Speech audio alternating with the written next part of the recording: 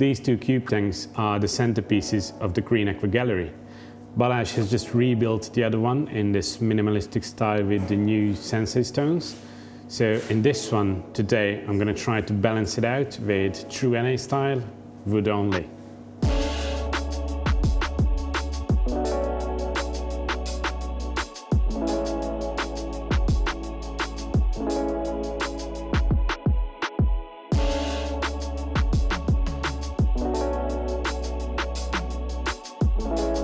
For this build, I had some basic ideas. I didn't really have a full-on concept. The guys asked me to do NA style. They asked me to use some bigger leaf plants, which we usually don't use. Well, I built a 60p a few weeks ago that used these like bigger echinodoruses and so on, but still this space is much better for them. And on my own side, I had one goal: to utilize the fact that this is a walk-around tank. This is something that we really put a lot of attention on when we started the gallery, that both these tanks look really nice from all angles, but then that sort of became a limiting factor with creativity when we rebuilt the scapes. But today I really want to create something that no matter where you look at it, it's gonna look good. At least I hope so. So I just selected a few pieces of wood this morning and just started throwing them in. I've tried to select wood that are flat on the bottom. So in a lot of cases, especially with ironwood, but sometimes even with redwood wood, you can get pieces that have been cut to size, I don't know, for shipment or whatever. This is how we get them. And for a layout like this, when I want wood pieces standing up, these are perfect because they just lay down on the bottom. I'm going to glue them on with the usual liquid glue, paper towel method, and then they're just going to be in place. I don't need to balance them out, I don't need to glue them together, except for these two, I think, because this is just laid on one of the hose connectors at the moment, which we won't use in this build, so that's fine that it covers it, but it wouldn't stand on its own. And then this one is at the moment sticking out of the glass. Actually, I want it at about this angle, so it's like almost one piece, these two. So yeah, I'm gonna definitely need to glue those two together, but the rest I just need to glue down onto the glass. I sort of wanted to create like a swirling flow around the tank. So if you look at these pieces, it sort of creates this look that the whole tank is turning this side. We're going to need to make sure that the outflow is set in a way that the flow actually follows these lines on the wood. And also I wanted to create some kind of like a main side of the tank where we're going to have some depth going in between the wood, and that's going to be from this side. So if you look at it, we have a big space over here, while the rest of the tank, the wood almost creates like a wall all around, and we're only going to have the big leaf plants in between and some carpet all around, and of course mid-ground plants in between to make the transition. So let's get to it. I need some glue and some gloves and some coffee. Thank you.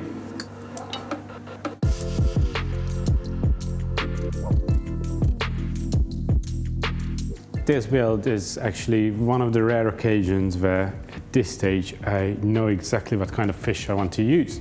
Usually we decide on fish after setup, when the YouTube guys are coming to tell me that they need fish for the final shots. But in this case, when I had the plants list, I decided on all the plants I want to use. Immediately pearl gouramis popped on my mind. They're going to be perfect for this scape. The cube layout gives them lots of swimming room, so they can swim around 90 centimeters all around. So these kind of layouts work like a really wide, really long setup for the fish.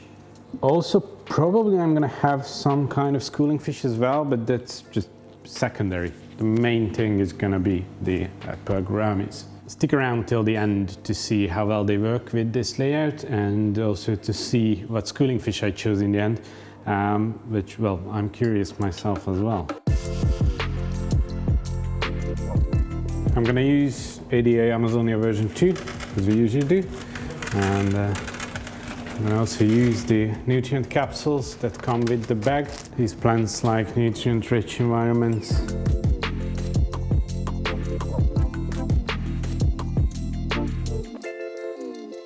So I'm popping in the in and out flows to prevent the soil from falling down into the cabinet. And then I think I'm going to pour in a full bag in the middle and then just start working from there.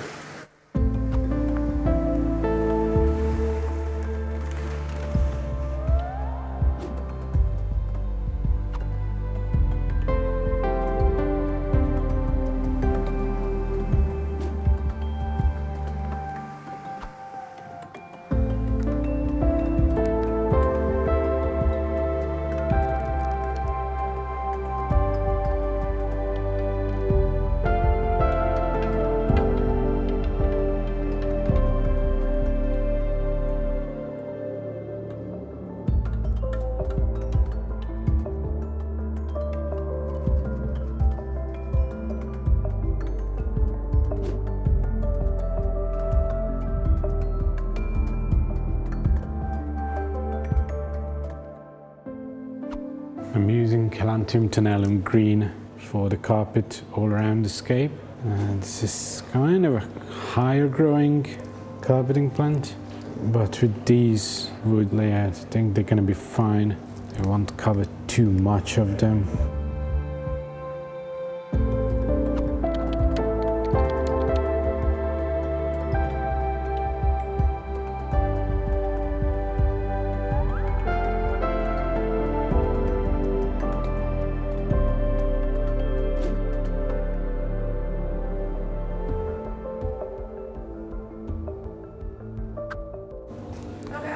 Vicky's going to help me out with planting. Okay, so what we're aiming for, you can start here and all around the carpet. I leave an edge around the wood because we're going to have smaller crypts and so on.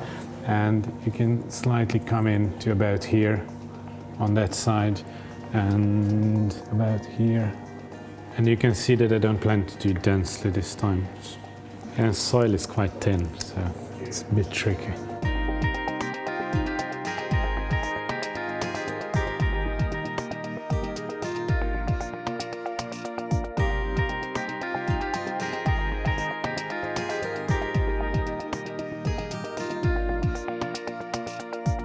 So this is the Cryptocoryne Legroy, which is a really interesting orangish yellowish color, and it's quite a small crypt.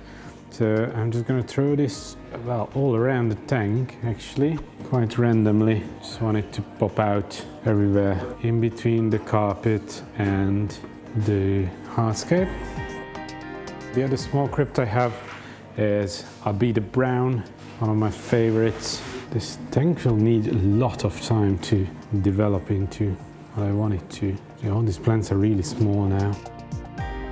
This one is Cryptocoryne Nuri, which is already one step bigger than I've already planted.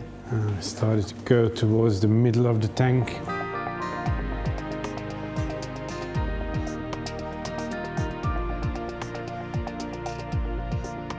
Yeah, this is the last one of the Cryptocorynes I'm using, and this is on the bigger side.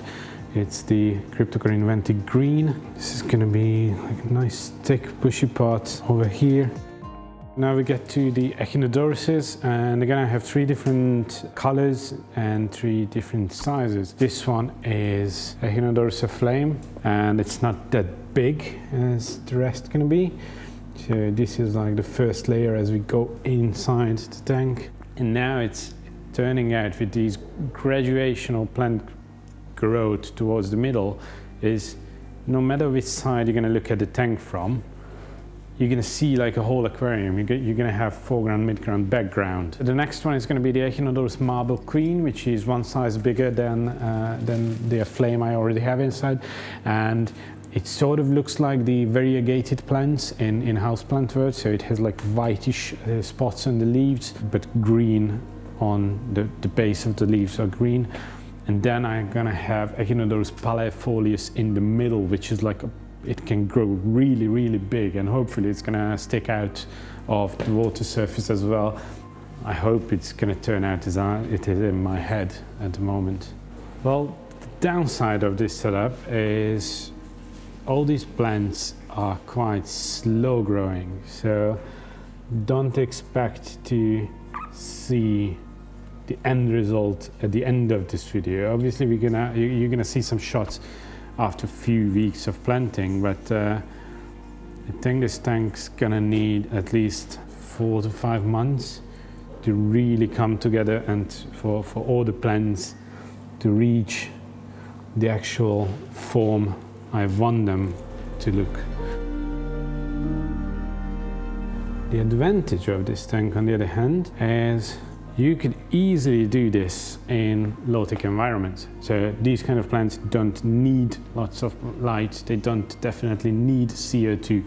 Obviously, they're gonna look a lot nicer in this where they actually have these, but they are in high-tech circumstances. But you could use all these plants in more low-energy setup. So this is the Echinodorus palefolius, which is gonna be the highest of all the plants. The final plant of this setup is Aponogeton madagascariensis. Actually, this was the plant that the guys from YouTube, you guys have to know that the guys who are doing a YouTube channel, they have nothing to do with aquariums or aquascaping. They're learning slowly beside us. They're going for visuals. So when they first saw this plant with its, well, quite unique look, they were out of this word and they wanted me to use this plant. This was the whole base behind this whole scape. So now I'm gonna have to use it. I have 4 bulbs and they prepared me some interesting facts as well. So I don't know if you knew this, but the roots of this plant is edible, which I'm not gonna try right now, but Wikipedia says that it's edible. Wikipedia doesn't say the reason why it looks like this, but the fact it does is these are only the veins of the leaves, so there's no structure in between them like there usually is with a plant. And surprise, surprise, if you didn't guess by the name, this plant comes from Madagascar, just like King Julian. I like to move it, yeah, I like to move it! I think we got a really interesting mix of plants. I've never seen most of these plants side by side, fully grown. You're gonna see it in a few seconds how it looks after a few weeks, and make sure to check back after a few months because I'm sure we're gonna have some cinematic footage after it really develops in a few months' time. That's it for this week. Thank you for joining me and see you next time. Goodbye.